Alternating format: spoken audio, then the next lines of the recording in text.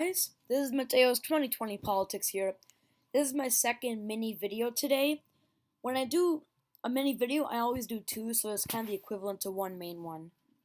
Um, so basically it's a video about some nice sources you could use. 4 tabs open.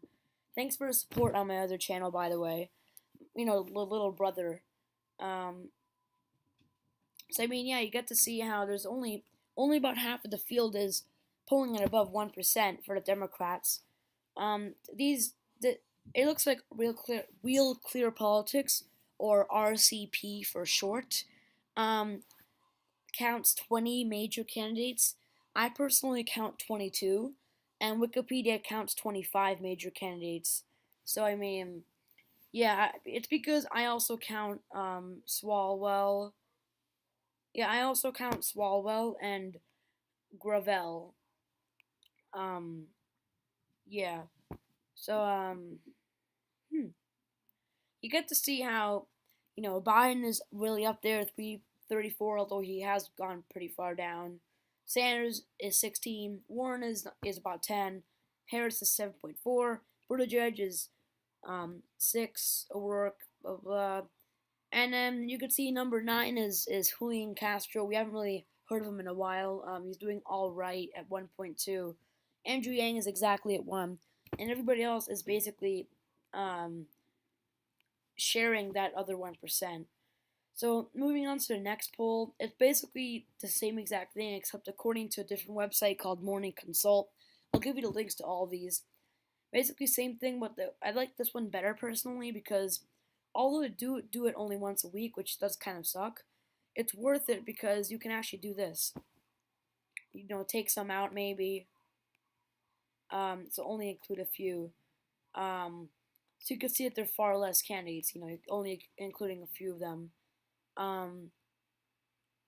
You see, and then you can add them back. So that's the pretty interesting parts. Um, yeah. So it seems that Buttigieg has gone a bit down, but Sanders has gone down because of Biden. But it looks like he just did an uppercut punch. Like he raised his fist, lowered it, and then whoop, went up and got Biden in the chin or something. I don't know. um, how popular is Trump? So this is 538. The default setting is all polls, but I'd rather just use polls of adults.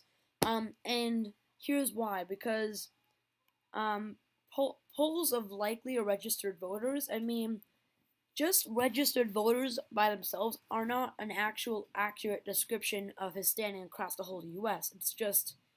It's only registered people who can vote, but adults is for the actual adults across the U.S.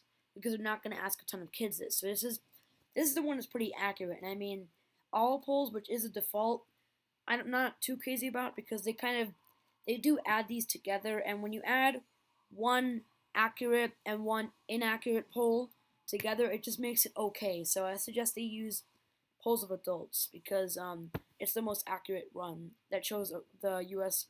his standing across the U.S. I mean, yeah. It also shows his trend over time compared to other presidents.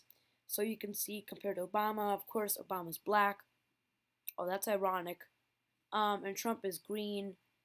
Um, you know, I mean, Bush is white. No, sorry, I was just thinking about Obama. So Bush is black, Trump is green.